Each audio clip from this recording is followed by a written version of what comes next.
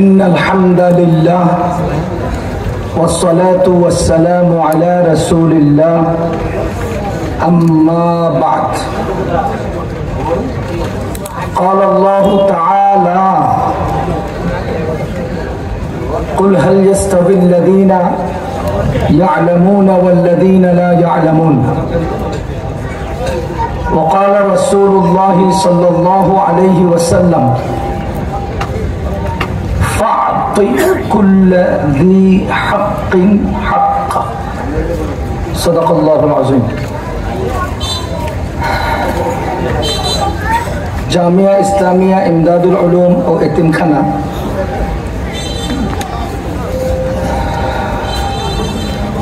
দুই নং CNB বাজার শ্রীপুর পৌরসভা গাজীপুর কর্তৃক আয়োজিত আজকের এই বার্ষিক ওয়াজ মাহফিল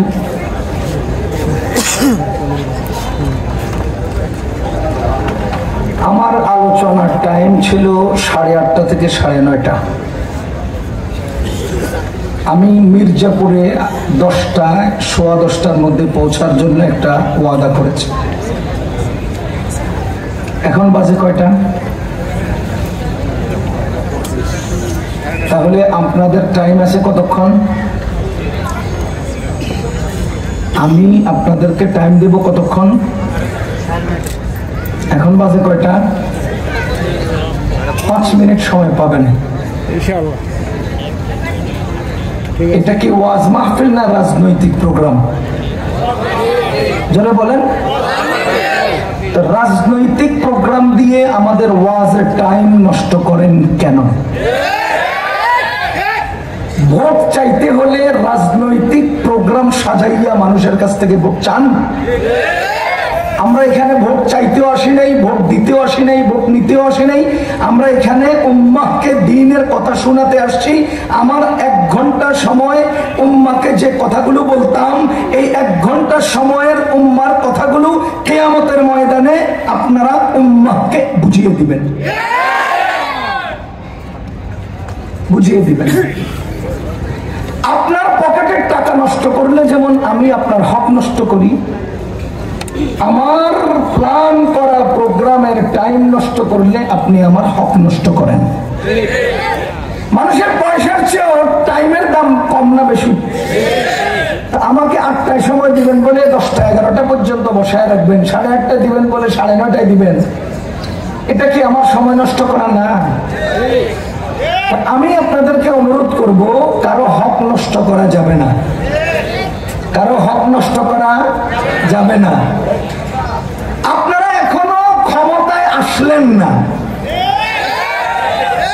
এখনো অন্তর্বর্তীকালীন সরকার চলমান, এখনোই আমাদের মাহফিলগুলোর এইভাবে যদি নষ্ট করেন, নির্বাচিত হলে কি করবেন?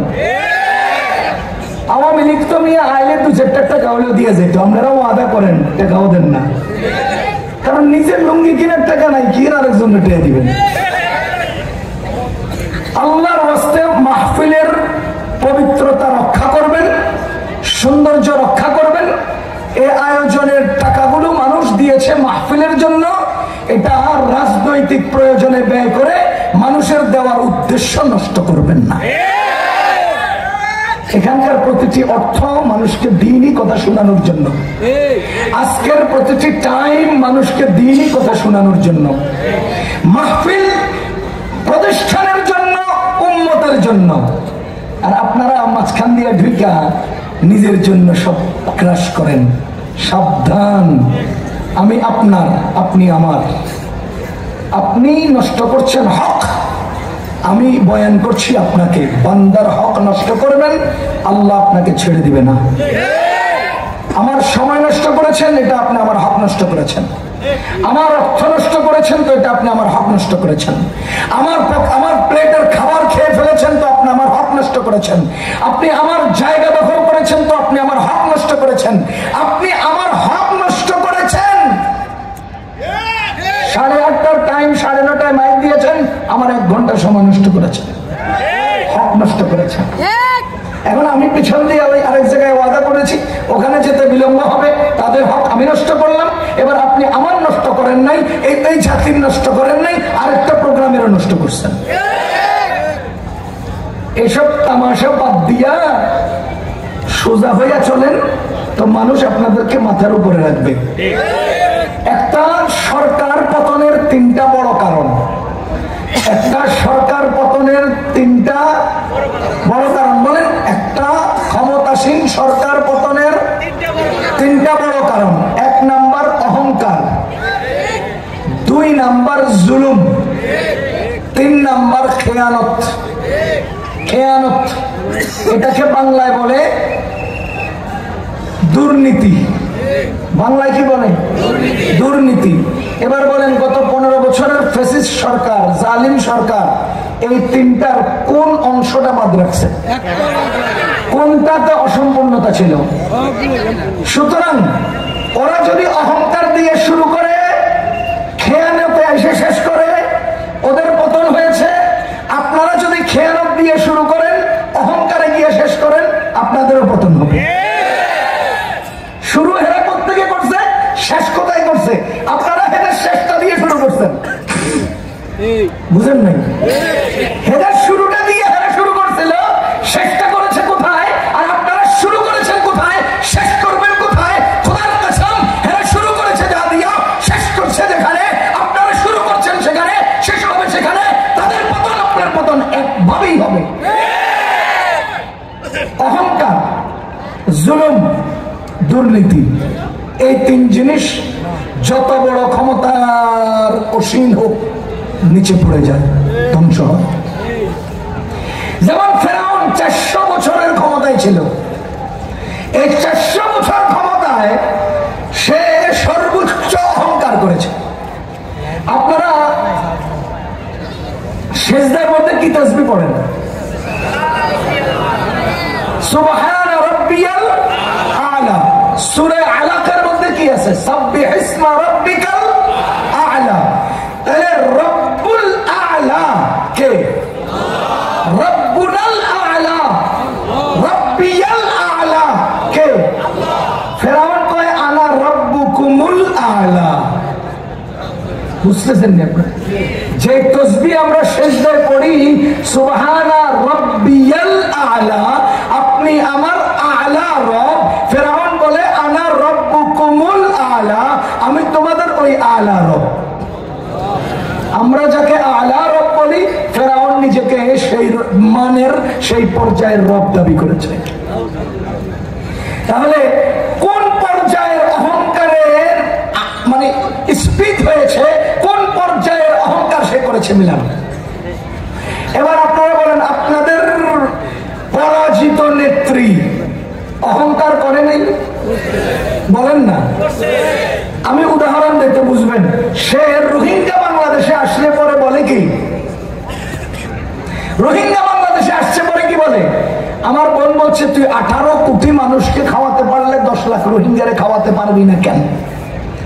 18 কোটি মানুষকে সে খাওয়ায়। যে খাওয়ায় সে রব না?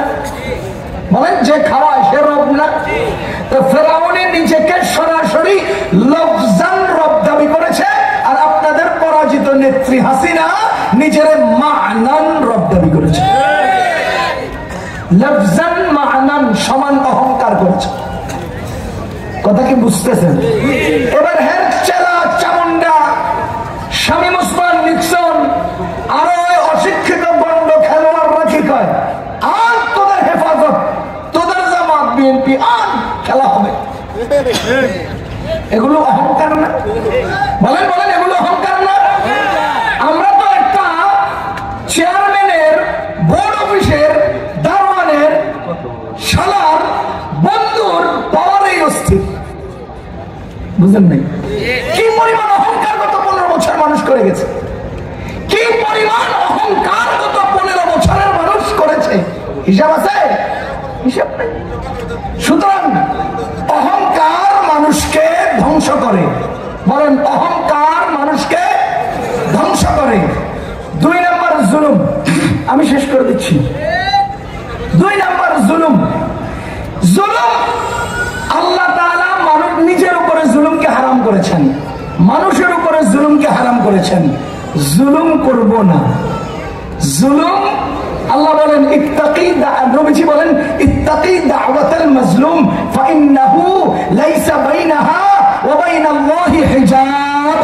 নিশ্চয় তোমরা মাজলুমের বদদুয়া থেকে বাঁচো, মাজলুমের আহাজারি থেকে বাঁচো, মাজলুমের চোখের পানি থেকে বাঁচো। আবরার ফাহাদের মায়ের গভীর রাত্রের আসমানের দিকে হাত তুলে আল্লাহ বিচার করা থেকে বাঁচো। কেন? ফাইন্নাহু লাইসা বাইনাহা ওয়া বাইনাল্লাহি হিজাব। কারণ ওই ব্যক্তির আহাজারি আর আল্লাহর আরশের মাঝে কোনো পর্দা নাই। মাজলুম আহ বললেই আল্লাহ সাথে সাথে অ্যাকশন, সাথে সাথে অ্যাকশন, সাথে সাথে। সুতরাং জুলুমের ব্যাপারে অনেক কথা। 3 নাম্বার হলো খেয়ানত, দুর্নীতি, অন্যের হক নষ্ট করা। এই পত্রিকায় প্রতিদিন আসতেছে এক একজনে কত হাজার কোটি টাকা দুর্নীতি করেছে। আরে করোনাকালে ত্রাণ, খাটের নিচে তেলের বোতল। ওয়া আখিরু দাওয়ানা আনিল হামদুলিল্লাহি রাব্বিল আলামিন। আসসালামু আলাইকুম।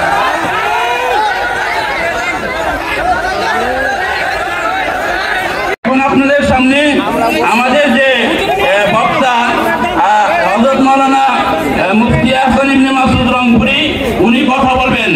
আপনাদের মনের আশা, মনের ব্যথা, মনের কামনা বাসনা সব নিয়ে উনি কথা বলবেন। আপনারা একটু বসেন, ধৈর্য ধরেন। আমরা পরিস্থিতির